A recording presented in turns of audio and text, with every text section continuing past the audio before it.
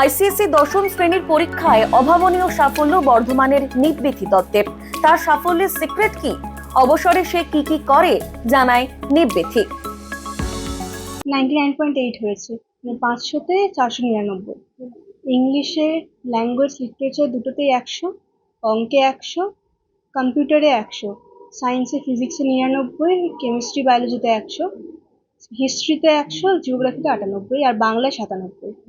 ভবিষ্যতে তো এখনো সেভাবে ঠিক করিনি, তবে সায়েন্স নিয়েই দেখবো এগোনোর, কোনো চাকরি কিংবা রিসার্চ লাইন মানে এখনো ঠিক করিনি। এখন ক্লাস 11-12টা নিজের বেসটা ক্লিয়ার করছি, কারণ ভবিষ্যতে চাকরি বা রিসার্চ যাই করি না কেন, ক্লাস 11-12-এর এই যে জ্ঞানটা যেটা পাচ্ছি সেটা ভীষণ লাগবে।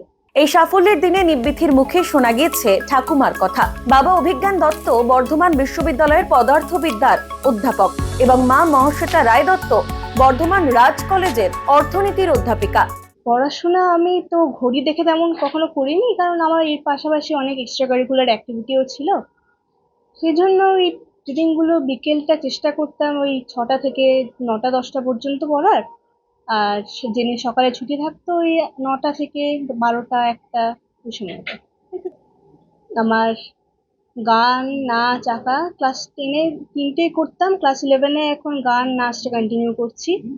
তাছাড়া এমনি আমার যখন হাতে সময় থাকে তখন গল্পের বই পড়ি কিংবা ছবি আঁকি, এরকম বিভিন্ন কাজ করি আর কি।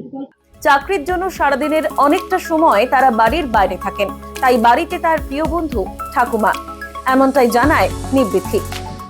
বাড়ির বেস্ট ফ্রেন্ড বলতে হবে আমার ঠাম্মাকে বলতে হবে, কারণ মা বাবা দুজনেই তো অন্তত 3:30-4টে পর্যন্ত ঘরে থাকতেন না, তো ঠাম্মার সাথে সময় কাটতো, এখনো সময় কাটে ঠাম্মার সাথে, খুবই ভালো আছি।